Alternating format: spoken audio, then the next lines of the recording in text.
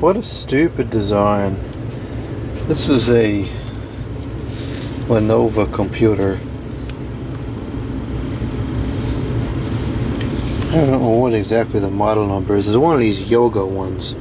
I've never liked this series, the yoga series.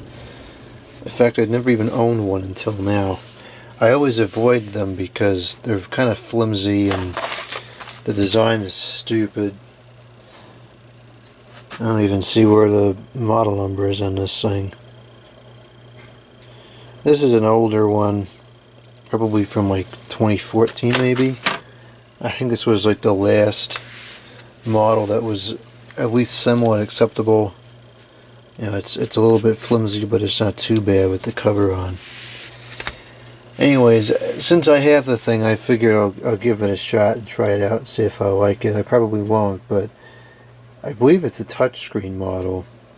And I don't have a lot of touchscreen laptops, and I've kind of grown to like them, so I wanted to give this one a shot and see if I could like it. Anyways, I'm trying to install the Windows and it's not detecting the hard drive. So I opened it up, the drive is there, and it's a Samsung drive, so it's probably a decent quality.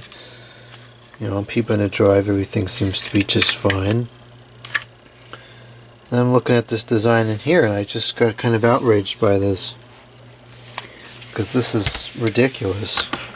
The SATA connector is here, and then it solders onto this board, and this is like some kind of a subsidiary board because this board is connected to this board with a ribbon cable. And so now, just to interface with the hard drive, we have 3 potential points of failure: the initial SATA connection, one end of this ribbon cable, and the other end of this ribbon cable. And sure enough, I believe this is where the problem is. Look at that thing, it's not even seated in there correctly. I don't know how this ever worked. It's like halfway out. I think it's out far enough that it wasn't making any connection. So I'm going to take this out completely. It just came right out, it was hardly even on there. And this is like glued in, so trying to replace that if it was ever to fail would be a thriller. I'll reseat this here and see if I can get this to work again.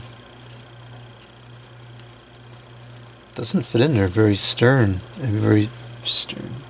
very securely. This one is starting to come out too. What a piece of junk. Ugh.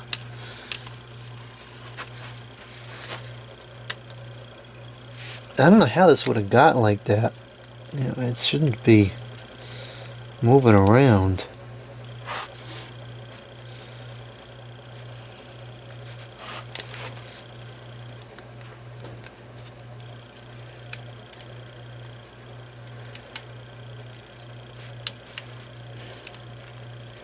Alright, I think that's plugged in.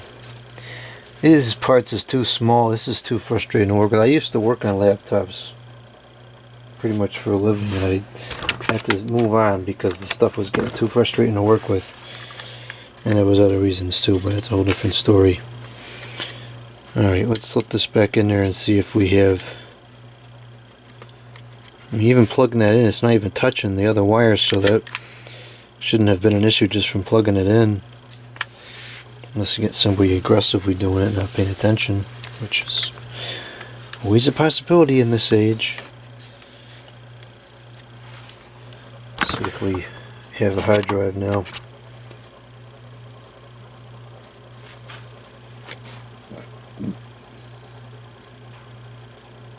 Yep, we have a drive. So that was it. The connector had just come loose. Actually, it almost came out all the way.